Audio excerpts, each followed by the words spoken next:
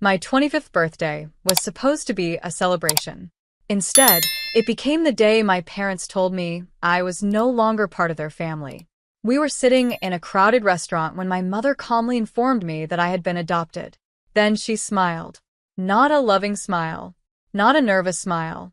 The kind of smile people wear when they've already made a decision. "We only kept you because it benefited us," she said.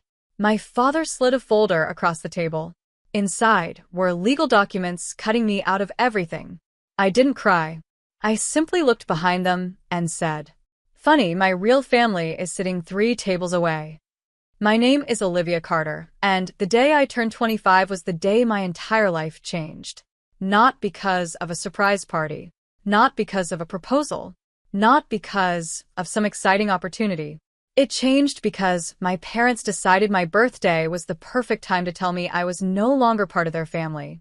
Looking back, I should have noticed something was wrong. My parents weren't warm people. They never had been. They provided food, clothes, and a roof over my head, but affection always seemed to come with conditions. My older brother, Nathan, was different. He was the favorite. Always had been. If Nathan made a mistake, it was forgiven. If I made one, it became a lesson. I spent years convincing myself I was imagining the difference. By 25, I had stopped trying. 3 weeks before my birthday, my father called unexpectedly. "Your mother and I want to take you to dinner." That alone surprised me. Birthdays in our family were usually simple. A card, a text message, maybe a cake. Nothing elaborate. But this sounded important. "What's the occasion?" I asked. "It's your birthday," he replied. His voice sounded strangely formal. "We have something we want to discuss." The conversation left me uneasy. Still, I convinced myself I was overthinking. Maybe they wanted to repair our relationship. Maybe they wanted to include me in family plans. Maybe, for once, things were moving in a better direction. The restaurant was one of the nicest in the city. White tablecloths. Crystal glasses. Soft piano music. When I arrived, my parents were already seated. Nathan sat beside them. Nobody looked particularly happy. In fact, they looked like people attending a business meeting, not a birthday dinner. I took my seat. A few minutes later, after brief small talk, my father reached into a leather folder. My stomach tightened. He slid several papers across the table. "Before we continue," he said, "there's something you need to know." I looked down, then back up. My mother's expression remained completely unreadable. My father folded his hands. "You were adopted." For a moment, I thought I had misheard him. The sounds of the restaurant seemed distant, muted, almost unreal. "What?" "You heard me," my mother said calmly. I stared at her. Neither of them looked emotional. Neither looked nervous. They looked prepared, like they had rehearsed this conversation. My father pointed toward the documents. "These are adoption records." I glanced at the papers. The names, the dates, the signatures. Everything was real. 25 years. 25 years, and they had never told me. I felt shocked, but not entirely surprised. Somewhere deep inside, pieces of my childhood suddenly began making sense. Then my mother smiled. A cold smile, the kind that instantly makes a room feel smaller. "We only kept you because it benefited us at the time." I blinked. "What does that mean?" "There were financial assistance programs available back then," she replied. "It helped our situation." I stared at her in disbelief. Nathan shifted in his chair, but said nothing. My father pushed another document forward. "We've also updated our estate plans." I looked down again. Inheritance revisions. Trust modifications. Asset distributions. My name was missing. Completely. Nathan cleared his throat. "I think Mom and Dad are making the right decision." That hurt more than I expected. The restaurant suddenly felt too warm. Too crowded. Too loud. My parents watched me carefully. Waiting. Expecting tears. Expecting anger. Expecting me to break. Instead, I slowly closed the folder. Then I leaned back in my chair. A strange calm settled over me. Because, unlike them, I wasn't hearing this information for the first time. I looked directly at my mother, then at my father. and finally at Nathan. Actually, I said quietly, I already know I was adopted. For the first time all evening, their confidence cracked. My mother frowned. My father straightened in his chair. Nathan's eyes widened. I held their gaze, then delivered the sentence that changed everything. Because 6 months ago, I found my birth family. The silence that followed felt endless. My mother's confident expression vanished first. Then my father's. Nathan looked like someone had just pulled the floor out from under him. What did you just say? My father asked. I folded my hands calmly on the table. I said I found my birth family 6 months ago.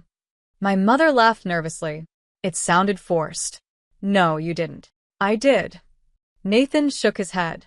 That's impossible. Actually, it wasn't. For the first time that evening, I felt completely in control. Not because I wanted revenge. Because I was finally done carrying secrets for people who had never treated me like family. 6 months earlier, while helping organize documents after a plumbing leak in my apartment, I had found something unusual among my personal records. A copy of an old medical form.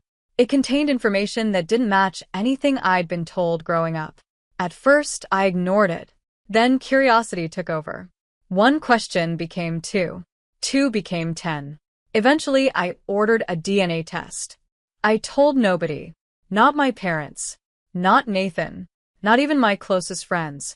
When the results arrived, everything changed. Several close biological matches appeared immediately. An aunt, 2 cousins, and a grandmother. I spent weeks researching before contacting anyone. I didn't want to rush into something emotional and make a mistake. So I moved carefully. 1 message became a conversation. 1 conversation became several video calls. Then came photographs, family stories, old records. And slowly a picture started forming. A picture very different from the one I had imagined. My biological family hadn't forgotten me. They hadn't abandoned me. In fact, they'd spent years trying to learn what happened after the adoption. The circumstances surrounding my early childhood had been far more complicated than I'd ever known. And the moment they realized who I was, they welcomed me with open arms. My mother crossed her arms. If any of this were true, why didn't you tell us? I smiled slightly. Because I wanted to understand the truth before having this conversation. My father looked irritated. So where are they? The question hung in the air. For a moment, nobody spoke. Then I glanced over my father's shoulder. 3 tables behind him. Exactly where they had been sitting all evening. My grandmother, my aunt, my uncle, 2 cousins, and my younger biological sister. People who shared my smile, my eyes, my history. People who had spent months getting to know me before ever meeting me in person. I looked back at my parents. Actually, I said, they're right there. The color drained from my mother's face. Slowly, she turned around. My father followed. Nathan twisted in his chair. All 3 of them froze. My biological family had clearly heard enough of the conversation to understand what was happening. My grandmother stood first. She was in her 70s. Elegant. Dignified. And despite everything, her eyes filled with tears the moment they met mine. Then my younger sister stood, followed by my aunt. Then everyone else. The entire restaurant seemed to notice at once. Conversation slowed. Several nearby diners glanced toward our table. My grandmother carefully walked closer. She stopped beside me and gently placed a hand on my shoulder. The gesture felt natural, comforting, like something that should have happened years ago. You don't have to sit through this alone anymore, she said softly. I felt my throat tighten. Across the table, my mother looked completely stunned. The confidence she had carried into this dinner was gone. My father wasn't saying much either. For the first time all evening, neither of them seemed to know what came next. Then my grandmother looked toward them. Her expression remained calm, respectful. But there was something else there too. Determination. Because she was about to reveal a truth that would change everything they thought they knew about my adoption. My grandmother remained standing beside me. The restaurant had grown so quiet that the soft piano music seemed louder than before. Every person at our table was watching her. Even nearby diners appeared curious. She looked at my parents first, then at me. Finally, she took a slow breath. For 25 years, she said, I've wondered if this day would ever come. My mother shifted uncomfortably. My father remained silent. My grandmother continued. Olivia was never abandoned. The words landed like a stone dropping into still water. My father's expression changed immediately. My mother frowned. What do you mean? She asked. My grandmother opened her purse and removed a small envelope. Inside were copies of documents, carefully preserved despite the years. Olivia's biological mother was my daughter. I felt my throat tighten. Although I already knew the story, hearing it spoken aloud felt different. More real. More personal. She became seriously ill shortly after Olivia was born, my grandmother explained. Our family faced circumstances that none of us were prepared for. She paused. But we never stopped loving her. My aunt stepped forward.